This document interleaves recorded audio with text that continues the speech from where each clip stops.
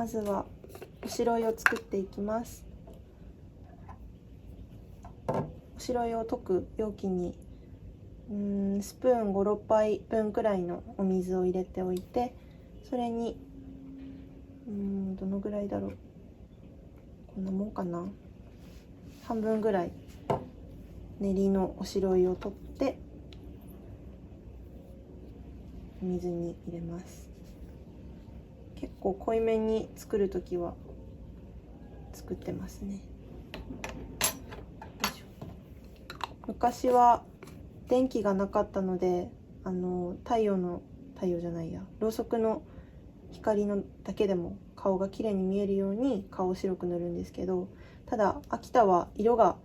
もともと肌の色が白いので、それを生かすためにそんなに昔から濃くおしろいは塗ってなかったみたいです。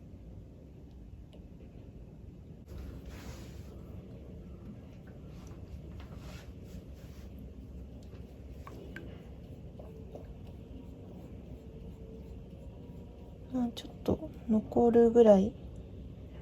で後から調整が効くようにして、私は作る時はこのぐらいの濃さになるようにして最初は水に溶きます。練りおしろいを。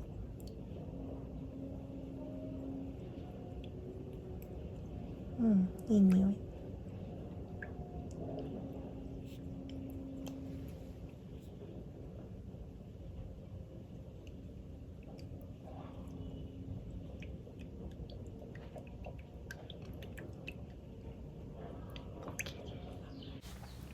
じゃあおしろいを塗っていくんですが、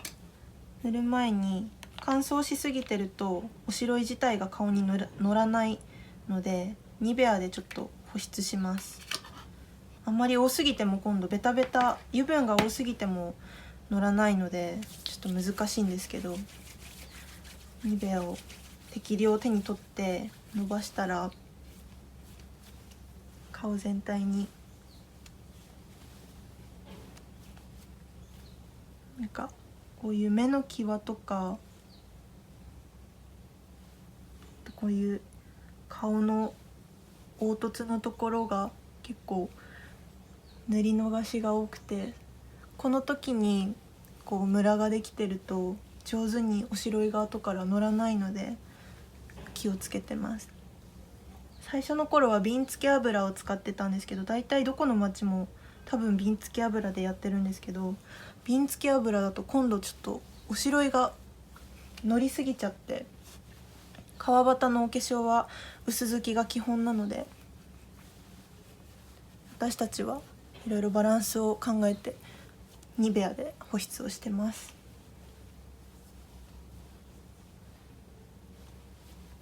よ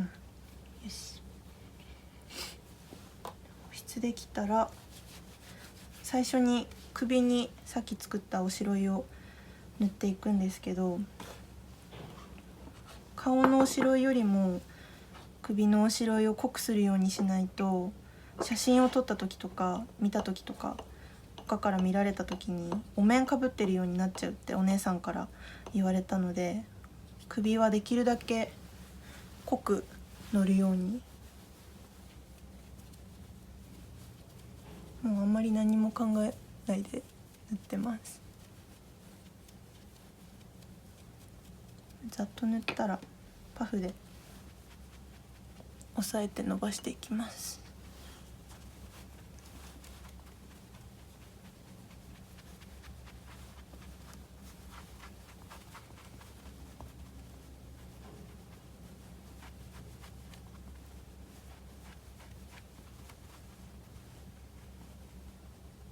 ここまででちょっとまだ薄いんですけど、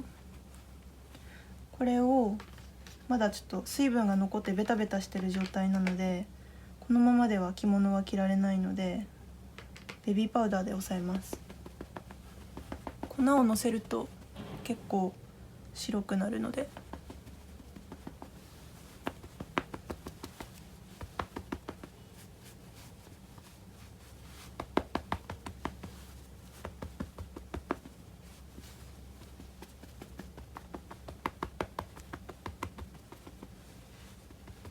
いいかな。今使ったパフなんですけど、これは私たちは三吉さんっていうブランドのものを使っています。普段のお化粧なんかで使うパフよりもこう肉厚でもちもちしてるのが特徴ですね。でもだんだん使ってくるとやっぱりボロボロになってしまうので、私たち結構な頻度で取り替えて使ってます。あとおしろいをのせた後にはたいた粉、ベビーパウダーなんですけど、普通に薬局どこでも買えるようなものを使ってます。私はこのベビーパウダーの匂いが好きで結構使ってますね。首に塗り終わったので、今度は顔のお化粧に移っていきます。だいたい他のお姉さんたちは先にこういう紅を使って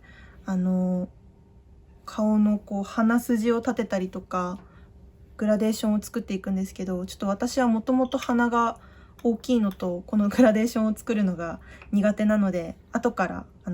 粉を使ってグラデーションいつも描いてます。で、顔のおしろいなんですけど、顔にそのままハケでおしろいをのせちゃうとちょっと濃くつきすぎてしまうので、私はさっきやった首にのせた時の残りでちょっと顔をいつも叩いてるんですけど、今日足りるかな。この方が薄くのるので私はいいかなと思ってます。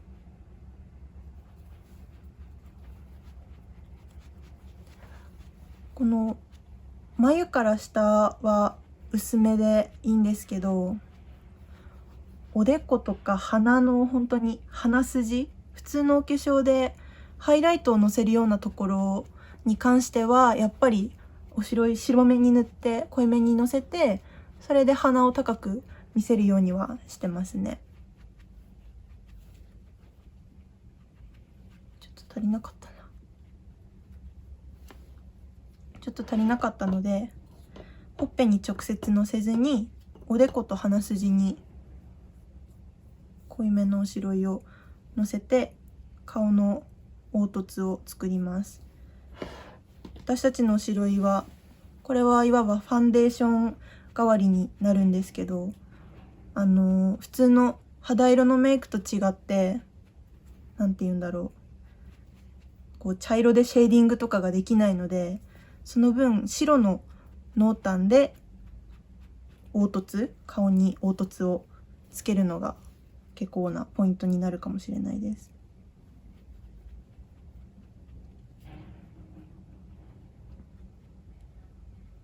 顔はできるだけ濃くならないように。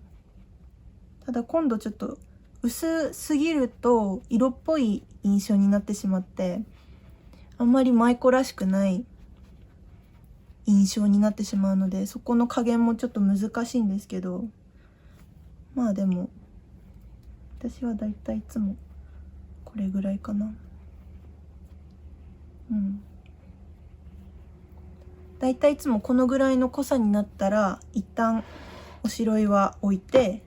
粉に移ってます。粉叩いてもやっぱり白くなるので、私は液体のおしろいの方は、水おしろいの方は濃くのせすぎないように気をつけてます。この粉も鼻のこの小鼻の際とか目の際とかにしっかりのせないと、時間が経った時にそこからよれてきやすいので気をつけなさいってお姉さんから教わりました。だいたいこんな感じかな。もうちょっとおでこと鼻筋にもうちょっとのせます。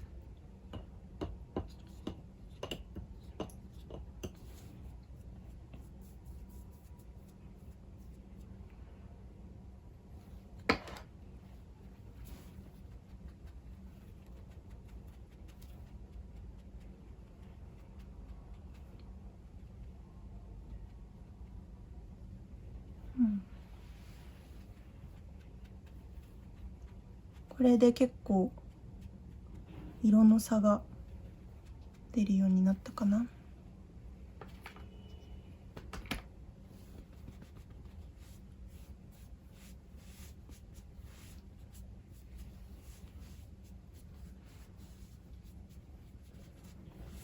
これでベースは完成です。ここまでベースのおしろいを塗ってきたんですけど、次はピンクのチークみたいな舞台化粧用のもので、顔の私が一番最初に作らなかった鼻筋を立てるグラデーションを作っていきます。こういうピンクの粉を使うんですけど、これを普通のチークブラシに取って、私はこの目と鼻筋のところにできるだけ赤とかピンクとかが多い方が、そういう色味を多く感じさせた方が幼い印象を見る人に与えるので、私は結構顔が長いので、横に視線がいくように横のグラデーション、横長に入れるようにしてます。ここまでさっきまではおしろいをやってたんですけど、他の町の舞妓さん芸者さんと比べてやっぱり私たち色を薄い薄付きのおしろいっていうのを本当に徹底して意識してて、もともと秋田の人は色が白い、肌が白いっていうので、あんまり濃くならないようにしてるので、他の花街の舞妓さんたちのお化粧の動画とかを見たことがある人はかなりびっくりするぐらいの薄付きだと思うんですけど、私たちのお化粧はそこがポイントになってます。だいたいこんな感じかな。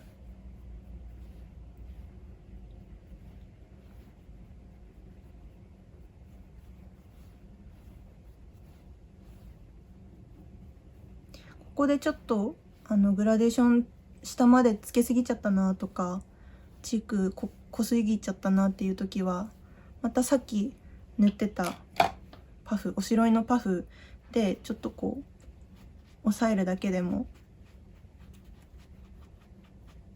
落ち着くと思うので、それで結構私は調整してますね。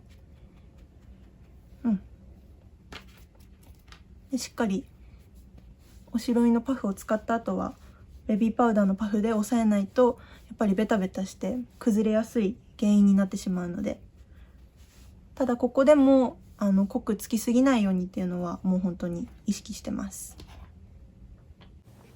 今顔のグラデーションに使ったチークカラーなんですけど、これも三吉さんのもので、頬紅2っていう色のピンク色のものですね。私たちが使ってるおしろいとか、この後出てくる紅とか赤い頬紅も全部三吉さんのものを私たちは使ってます。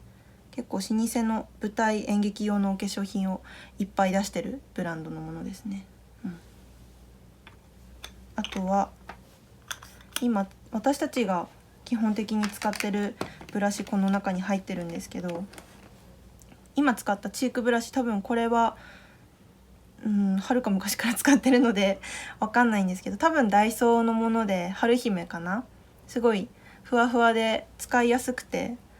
色も濃くつきすぎたり薄くつきすぎたりということがなくて、使い勝手が良くて、安いし汚れちゃってもすぐ買い替えられるので、私は気に入ってみんなで使ってますね。じゃあ次に私は大体うちのお姉さんたちはみんな顔をやってグラデーション作ったら眉毛を描いてます。最初にこういう赤とブラウンとか黒とかの眉毛、アイブロウですねを使って描いていくんですけど、私は眉毛をくっきり形作りたいので、先にペンシルのアイブロウで作っていきます。平行の眉毛が好きなので平行に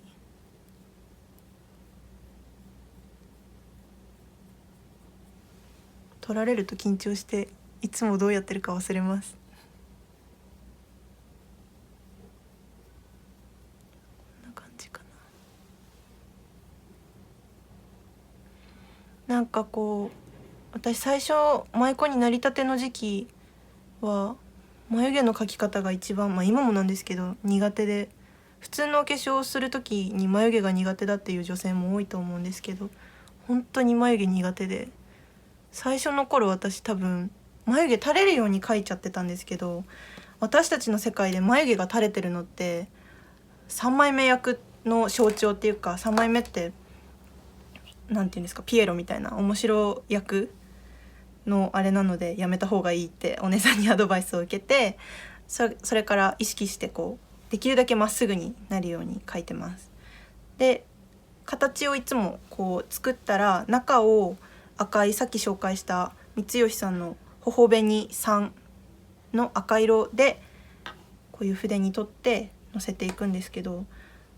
赤くなりすぎても多分すごい幼い印象になっちゃうので、あんまり私幼すぎるのも似合わないんじゃないかって自分で思ってるので、このぐらいって言っても普通のお化粧からしてみればだいぶ赤いんですけどね。結構女性のお客さんが近くにいらした時に「眉毛も赤いんだ」とかって驚かれることも多いんですけど、私たちのお化粧基本的に白、黒、赤の3色しか使ってないので、でもその3色でお化粧ができるっていうのがすごいですよね。できるだけ眉頭を私はぼかして描くようにしてます。こんな感じかな。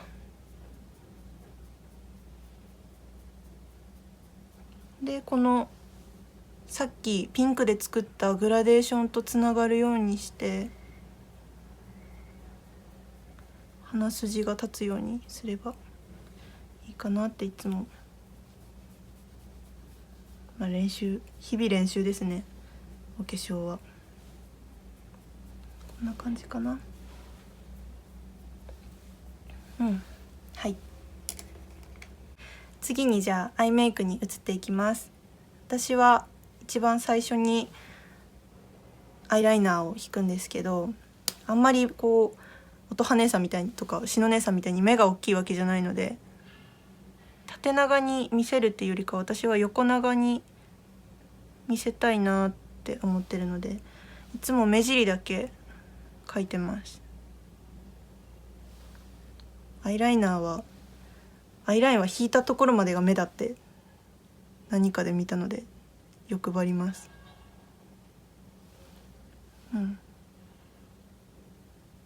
ちょっと気持ち後ろピョンって上げてますね。あんまり垂れ目になりすぎないように。で私たちのお化粧、ここに石灰ラインをちょっと入れるとぽくなるっていう風なことを、これもお姉さんから習ったので。でも私もともとそんなに目離れてるわけじゃないのであんまりあれなんですけど、ただやっぱり入れた方が日本髪の時はいいかなと思ってますです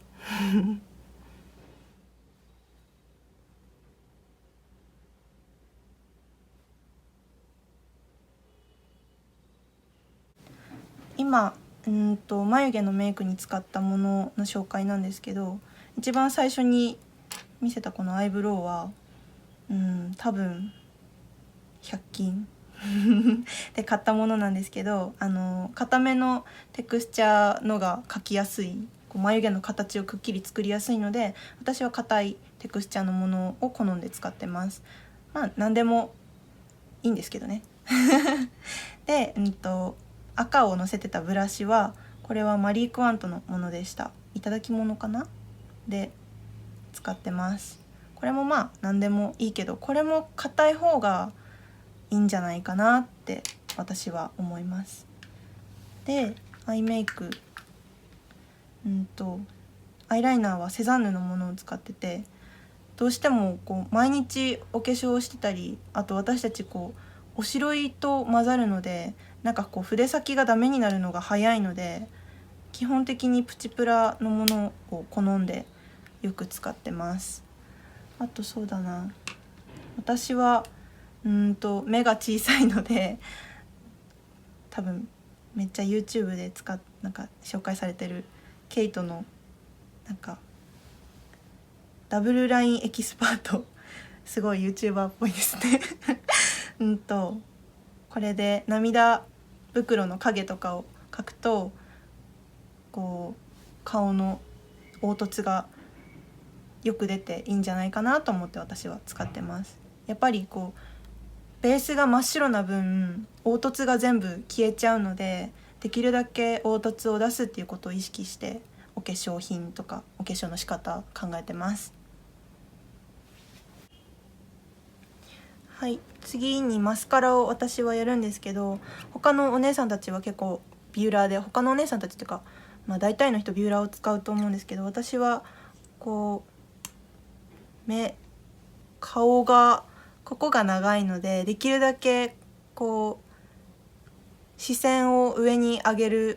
がってるまつげよりかはすだれまつげみたいな方が自分に似合うのかなと思ってビューラーは使ってないです。こだわり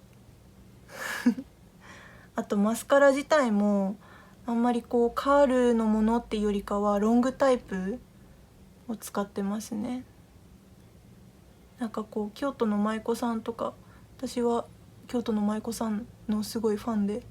よく調べてみてるんですけど、1年目の子とかはマスカラを使わせてもらえないとか、あとなんかマスカラ自体そんなに使わないっていう人が多いのかなっていろいろ調べて思っています。すごい顔になってそう。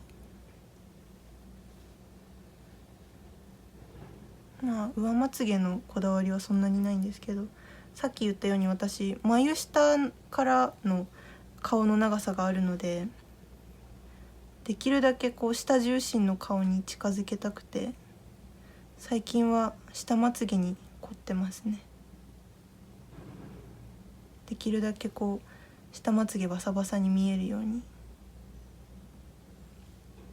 気をつけて塗ってます。すごいカラス。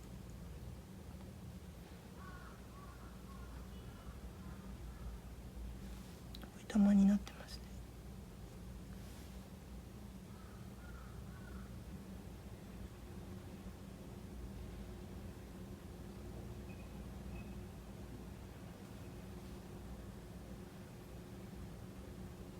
ね。はい今使ったマスカラは D アップのウルトラファイバーマスカラ。私これ普段から使ってるんですけど、なんかいいっていう話を聞いて買ってみました。でも次もしマスカラ買うなら音羽姉さんのマスカラがすごいいいなと思って、音羽姉さんはヒロインメイクを使ってる気がしますそれを使いたいなと思ってます。何でもそれぞれのこだわりに合わせて使うのがいいと思います。はい、でこれで次の作業でアイメイクはおしまいになるんですけど、次の作業が結構特徴的で普通のメイクにはないもので、紅で目尻に赤いこう舞妓さんの特徴ですねを入れる作業が残ってます。綿棒に、すごいこれ新しいから緊張するな。私はこれぐらい取って、指でなじませて、いつもこれ何回やっても緊張するんですけど、ギャーってやっちゃってますね。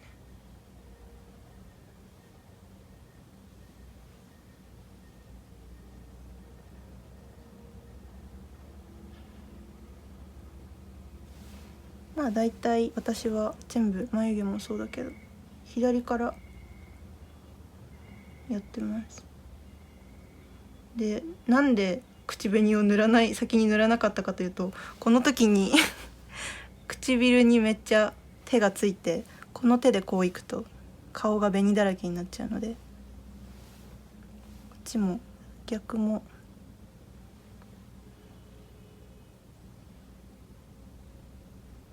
同じようにまあできるだけ左右対称に、人間の顔は左右対称じゃないんだけどなるように頑張って塗ります。これが難しいんですよね。この目尻の赤はなんで塗ってるのってお客様からもよく聞かれるんですけど、これはなんか魔除けの意味があるみたいで、だからこう神社の巫女さんが踊る時のお化粧とか、七五三の女の子のお化粧とか、あと花嫁衣装とかもちょっと目尻が赤い、心なしか赤いのはそういう意味があるのかなって、諸説ありなんでしょうけどね。こんな感じかな。私は結構欲張って目が小さい分存在感を出すために広めに目尻の赤はのせてます。今目尻に赤をのせたのは三吉さんの、おなじみ三吉さんのライニングカラーってなんだ舞台演劇用って書いてあります。やっぱりこう取れにくい、落ちにくいものが揃ってるので、私たちはこれを愛用してます。目尻に今塗ったけど、これは本来多分口紅としても使えるものなので、お姉さんたちはこれを口にも塗ってますね。筆に取って塗ってます。顔のお化粧が一通り終わったので、着替える前に、背中を音羽姉さんに塗ってもらいます。お願いします。はい、やります、はい。このおしろいすごい冷たいので、今は暖かくなってきたので平気なんですけど、冬の時期とかはストーブで温めて塗ってましたねそうですね。結構温まるのにも時間かかるので、冬場は辛い作業です。こ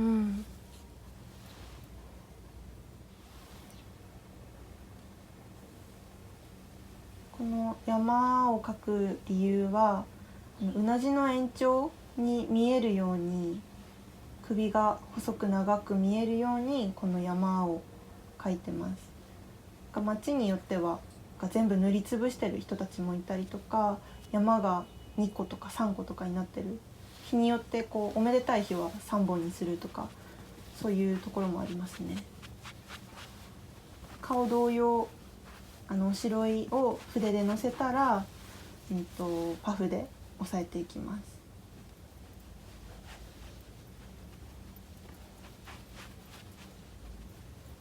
結構襟の後ろを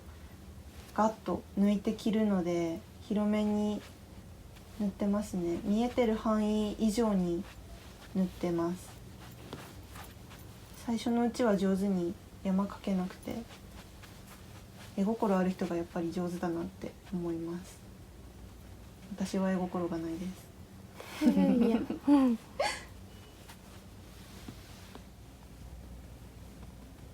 パフで押さえたので、最後に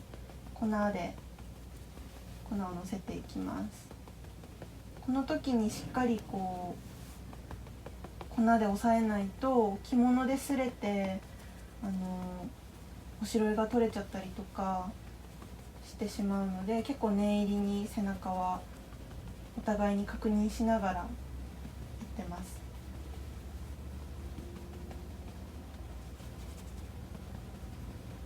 ベタないですか？はい、大丈夫です。はい、ありがとうございます。はい。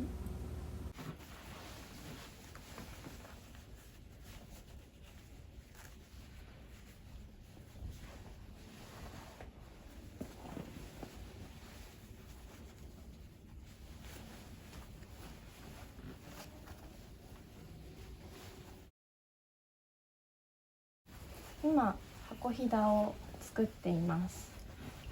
このサイド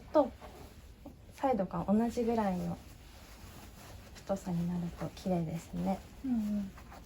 真ん中が太くなるようにやっています。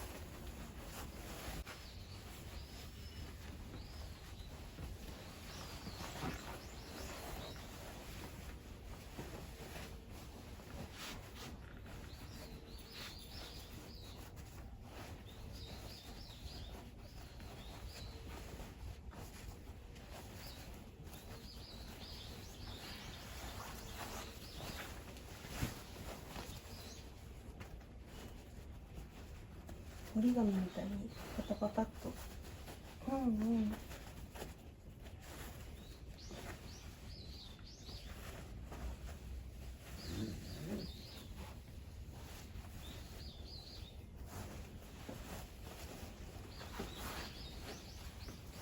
ここに耳を2つ出してあげるのがポイントですね。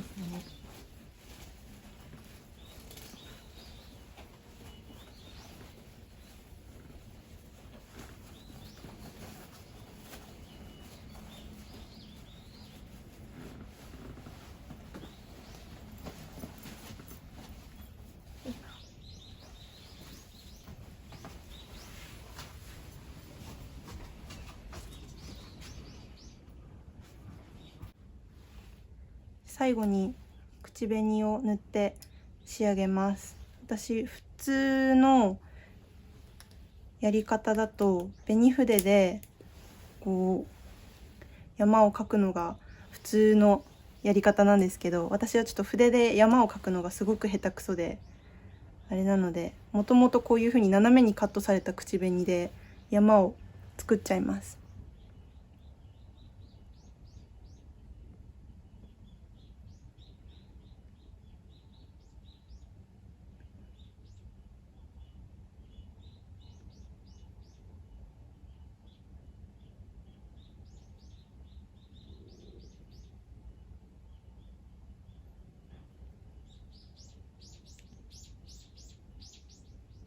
上唇でこんな感じですね。下も同じようにじゃないか。下は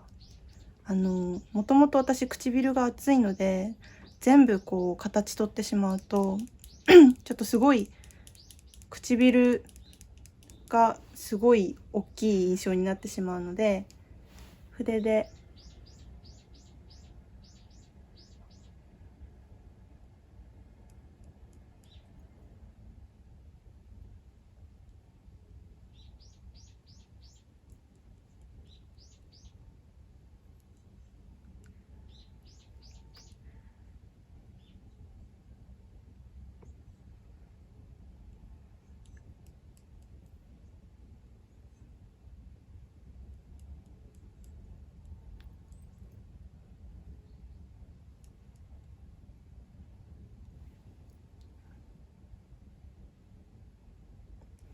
ベースの形を取ったら、私だけちょっと口紅の色が最初に使ったものが暗かったので、上から目尻に入れたものですね、あれを重ねます。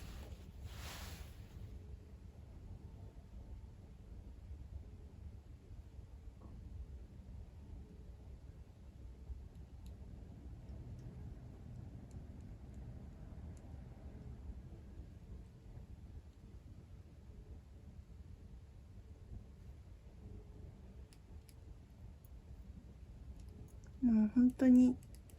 眉毛とか口紅とか一回描いちゃうと直せないので、そこがこう難しさのゆえん。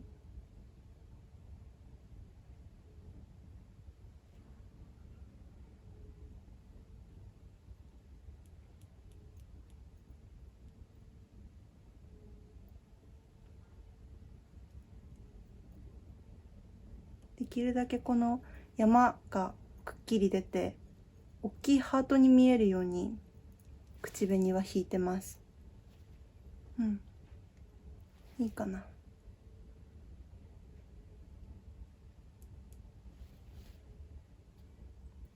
歯に紅がついたはい、これで私のお化粧は完成です